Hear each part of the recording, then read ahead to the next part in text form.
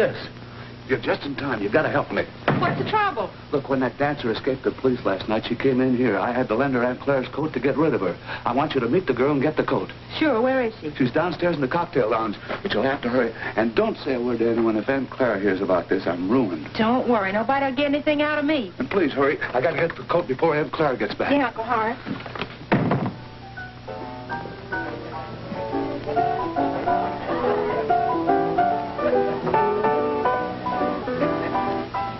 Hello, kid. Hello. Seeing we belong to the same club, you might as well have a drink. No, thanks. I just came down to get the coat that Uncle Horace loaned you. Uncle Horace, eh? Okay, kid, here you are. And be sure and tell Popsy I said thanks. So long, kid.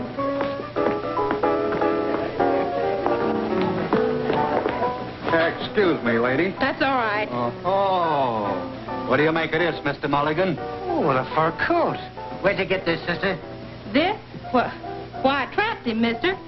You see, I was coming down the draw one morning when down there in the holler, staring me right in the face was this here wild beastie.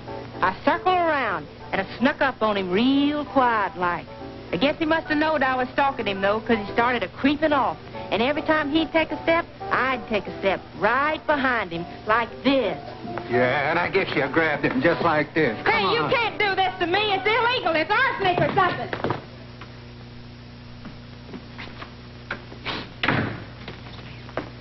Say, what's the idea of putting Sis Hopkins in jail? I want her released immediately. There's no time to lose. Hurry up about it. Wait a minute. Why the big rush? Well, I'm parked in front of a hydrant. In front of a hydrant? Don't you know that's against the law? It is? Yes. Then I'll go out and tell the hydrant to move. Wait a minute. Come back here. Come back here. Do you mean to say you came here to get me to release a prisoner? Yes. Do you know who I am? No. Well, I am, and I have a birthmark to prove it. And you better get out of here before I lose my temper. I'm not leaving unless that girl comes with me. And she's not leaving unless she takes to jail with her. Okay, but it'll have to sit in the rubble seat. Now, listen, I'm tired of this foolishness. Get out of here. No, I won't. You can't hold her here. Oh, yes, I can. I can hold her as long as I want to. Why, once I held a woman for 3 months. You lucky man, you. Now, listen. Say, haven't I seen your face someplace before? Well, I wear it all the time. Now, about that girl. Yes, sir, we'll take care of that. Get out of there. And another thing. We're not going to release anybody from this place just because you say so. Well, then, would you do me a favor? What is it? Would you give her this loaf of bread for me? I baked it myself. Say, this thing's pretty heavy. You sure it's just bread? Oh, it's just a little old loaf of white bread.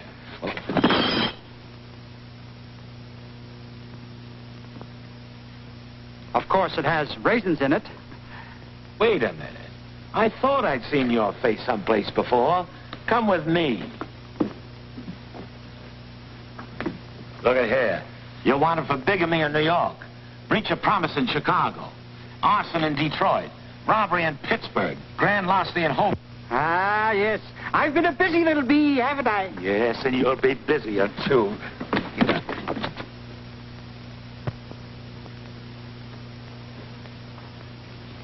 Hear anything? Uh-uh. Neither can I. I should have brought my ear trumpet. I'm not unappreciative of your uncle's help to our college, Miss Hopkins. But you must realize that an institution of this sort has certain dignities, traditions to uphold. Yes, sir. I think that in the face of this notoriety, it would perhaps be better if you sought to continue your education elsewhere. You mean I can't even be in the show tonight? I'm sorry. Yes, sir. Well, thanks anyway. Miss Hopkins, are you sure there's nothing you want to tell me about all this? I can understand such a thing as the burlesque theater escapade. But when your own aunt and uncle refuse to defend you in a matter involving, as the police put it, the theft of a valuable fur coat, I have no other recourse. Unless you can give me some sort of an explanation. What is it, sis? What's behind all this? I don't remember. So long, Mr. Dean. What'd he say? He fired me. Oh. But he was awful nice about it. Well, that's a dirty trick. He can't do that. Look, kids, can't we do something about it?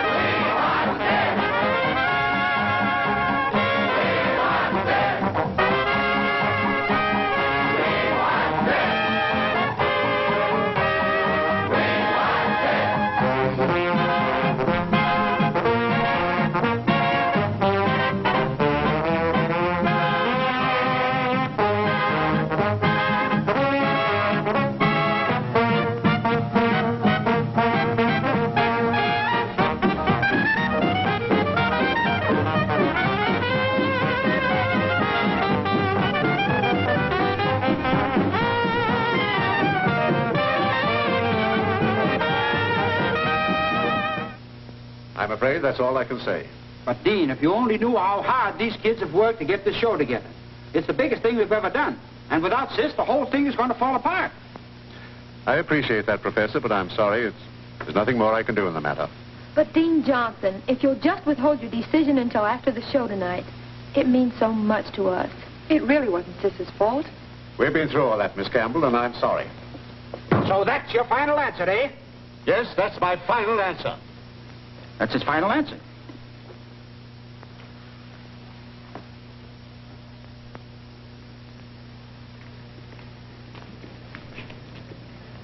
You'll find everything okay, Jeff. Well, everything's got to go like clockwork before Sis. I think it's about the rottenest thing I ever heard of. I'm not thinking about the show. I'm thinking about the whole dirty deal Sis got.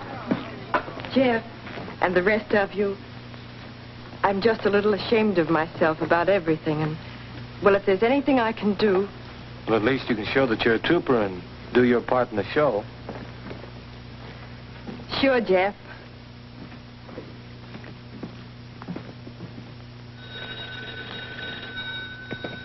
Hello? Hello? Oh, Aunt Clara? Could I talk to Uncle Horace, please? Don't you think you've caused us disgrace enough? Besides, your Uncle Horace doesn't want to speak to you. My suggestion is that you forget all this college nonsense and go back to your farm. I reckon you're right, Aunt Clara. I just thought I'd call you up and thank you and Uncle Horace for everything you've done for me. And, well, anyway, goodbye.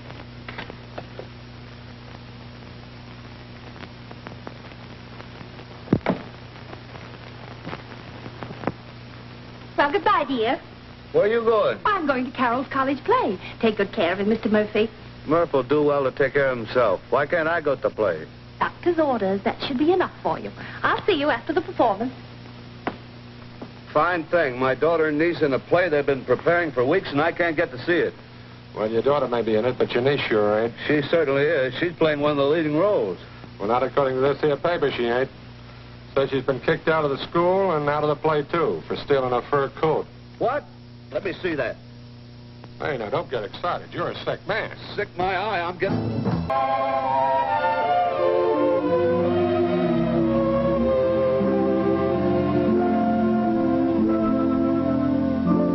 This could have been a glorious night, but it isn't.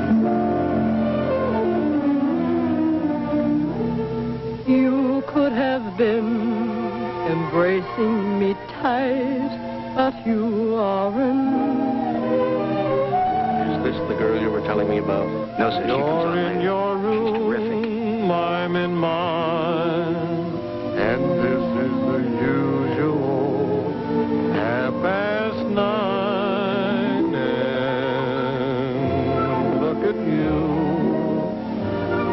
at me.